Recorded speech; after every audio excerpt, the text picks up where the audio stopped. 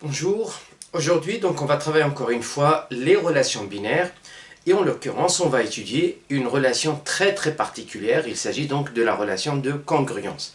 Alors les congruences, donc c'est une notion très importante dans les arithmétiques. Voilà, alors pour faire cet exercice sereinement, donc on suppose qu'on ait certaines relations donc d'arithmétique, notamment donc la notion de divisibilité. Voilà. Allez, on y va. Donc, montrer que la relation de congruence modulo n, qui est définie de cette façon-là, donc A est congru à B modulo n, c'est seulement si n divise B moins A, est une relation d'équivalence sur Z. En utilisant la division euclidienne, montrer qu'il y a exactement n classes d'équivalence distinctes. Voilà, donc alors, premièrement, je vais vous rappeler alors brièvement, donc sinon vous pouvez consulter l'une de mes anciennes vidéos. Alors, une relation binaire est une relation d'équivalence, c'est les à la fois réflexive, symétrique et transitive. Donc on doit démontrer ces trois points-là pour pouvoir dire que notre relation ici est une relation d'équivalence. Allez, on y va. Donc, premièrement, je veux démontrer par exemple, alors si je prends, donc pour la première question, je vais prendre un nombre A qui est égal à, qui appartient à Z. Et je dois pouvoir démontrer est-ce que A est congru à A modulo N. Eh bien oui, puisque, alors tout simplement, donc, puisque notre relation, pour que A soit en relation avec A, il faut que N divise A moins A. A moins A, ça fait 0. Donc je sais que, alors, quel que soit, donc on a toujours n'importe quel nombre entier, il divise 0. Et le 0, je peux l'écrire sous la forme de A moins A. Et donc à partir de là, en utilisant ça, eh bien ça permet de dire que A est en relation avec A. Donc ça veut dire que A est congru à A modulo N. Donc d'après la relation de congruence. Et donc notre relation, donc à partir de là, je peux dire que cette relation-là, qui est une relation réflexive, donc est réflexive. Réflexive. Alors maintenant, est-ce que c'est une relation qui est symétrique? C'est-à-dire, si A est en relation, bien, si A est congru à B modulo N, est-ce que B est congru à A modulo B? Pardon, modulo N. Et donc, alors, soit je vais prendre donc deux entiers relatifs à B appartenant à Z, tel que A est congru à B modulo N. Donc, est-ce que B est congru à A modulo N? Alors, on y va. Et donc, qu'est-ce que j'ai ici? Eh bien, ça permet de dire, donc cette relation-là, par définition, ça permet de dire que N divise B moins A. Eh bien, si N divise B moins A, il va diviser, donc N aussi, il va diviser A moins B. Alors, je vais donc détailler un petit peu ici.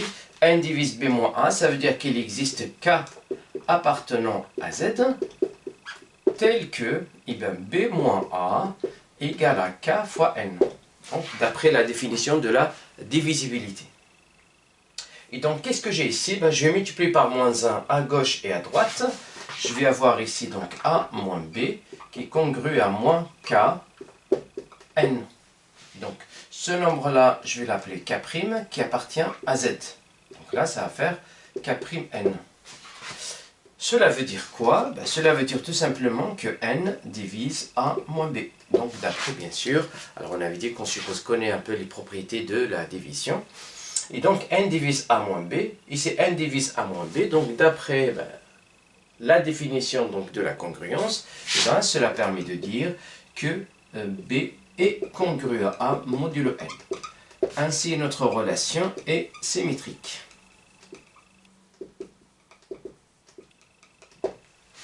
Voilà, on a démontré qu'elle est réflexive, symétrique, et il nous reste juste à démontrer maintenant qu'elle est transitive. Alors, la transitivité, qu'est-ce que ça veut dire alors, la transitivité? Alors, encore une fois, je suppose connu la définition donc d'une relation réflexive, d'une relation symétrique et d'une relation, bien sûr, transitive. Sinon, vous pouvez consulter les anciennes vidéos que j'avais publiées. Allez, donc maintenant, il nous reste le troisième point. Donc, je vais prendre trois entiers relatifs, alors je vais prendre donc soit A, B et C qui appartiennent à Z, tel que, eh bien, tel que A est congru à B modulo N, ensuite, et B est congru à C modulo N.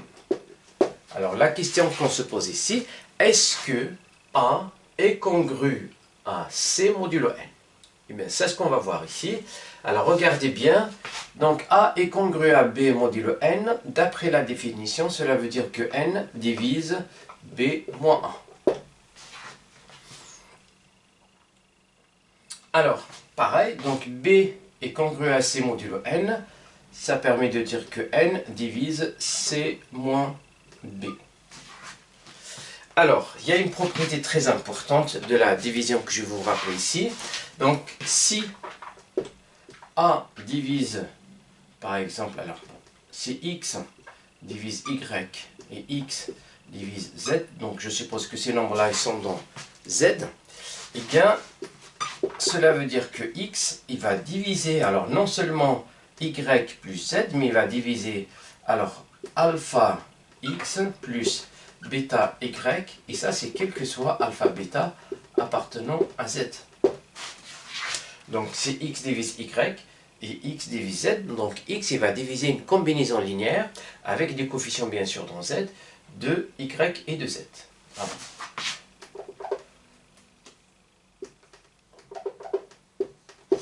Et là en l'occurrence je vais l'utiliser ici, on va donner dans le cas alpha 1 et un bêta 1. Donc j'ai n qui divise ce nombre-là et n qui divise ce nombre-là. Donc ces deux-là, il nous permet de dire que n, il va diviser donc b moins a plus c moins b. Et b moins a plus c moins b, qu'est-ce qui se passe ici? Bah, tout simplement, je vais barrer le b avec le moins b, puisque la somme, ça va faire 0. Et il va me rester quoi? Il va me rester n qui va diviser c moins a. Et n divise c moins a, ben, par définition, ben, cela veut dire que a est congru à c modulo n. Ainsi, notre relation est une relation transitive. Donc, est transitive. Alors, une relation, on a dit donc, cette relation-là de congruence modulo n est à la fois réflexive, symétrique et transitive. Cela veut dire que c'est une relation d'équivalence.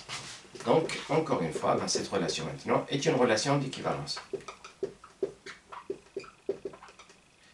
Alors, une relation d'équivalence. Bon, alors maintenant on va passer à la deuxième question. Donc, puisqu'on a une relation d'équivalence, on peut bien parler, bien sûr, des classes d'équivalence. Allez, on y va. Donc, dans cette question, alors, on va démontrer que pour cette relation d'équivalence, alors, on a n classes d'équivalence distinctes. On ne peut pas en avoir plus.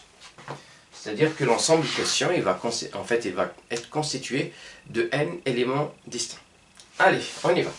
Donc, je vais prendre, pour la deuxième question, soit, allez, je vais prendre donc A appartenant à Z quelconque. Et on va voir que la classe de A, ça va être la même que la classe d'un nombre compris entre 0 et n-1. Donc c'est ce qu'on va voir ici. Bien sûr, là, on va utiliser donc la division euclidienne. Donc ici, en l'occurrence, la division euclidienne, alors on va supposer que n est différent de 0, sinon donc on n'a rien à démontrer. Donc n est différent de 0, et donc je vais effectuer la division euclidienne de A sur n. Donc quand je fais la division euclidienne, je sais donc qu'il va exister, alors, donc il va exister donc unique, un couple donc de QR qui appartient à Z. Alors, croix R, donc le Q il est dans Z et le R il est même dans R+, tel que, pardon, il est dans N. Et donc, Q il est dans Z et R dans N, tel que quoi? Tel que tout simplement A égale à Qn plus R. Avec la condition, absolument, il faut, pour que ce soit une division euclidienne, il faut que R soit compris entre 0 et strictement inférieur à N. En prenant ici le N est un entier naturel. Donc N est un entier naturel. N appartenant à N et en particulier étoile ici pour qu'on puisse faire la division euclidienne. Et donc ça veut dire quoi ici? Eh bien, en faisant passer le R de ce côté-là, donc je vais obtenir A moins R qui est égal à Qn. Donc R de ce côté-là. Cela veut dire quoi? Cela veut dire que N divise A moins R. Et là, d'après la définition de la relation de congruence ici, cela veut dire tout simplement que R est congru à A modulo N. Et là, ça veut dire quoi?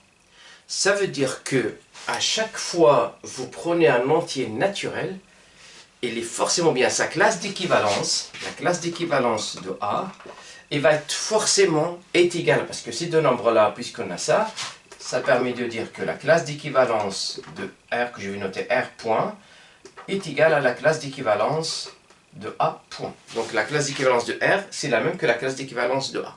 C'est-à-dire, à chaque fois que vous prenez un nombre entier naturel, et forcément, sa classe est égale à la classe d'un nombre entier compris entre 0 et strictement n.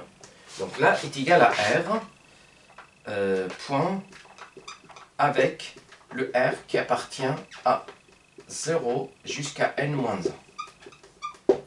Là, donc, ça ne peut pas être égal à n. Et donc, les classes d'équivalence que l'on peut avoir, il n'y a que ces R-là. Donc, c'est les différentes valeurs prises par R.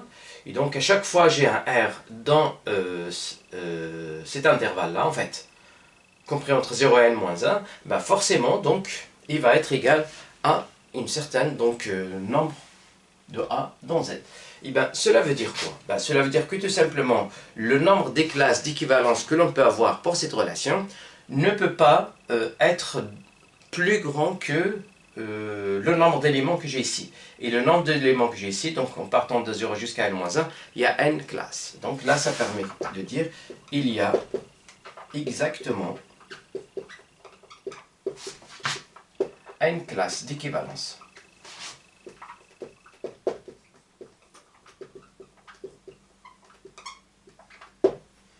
Une classe d'équivalence.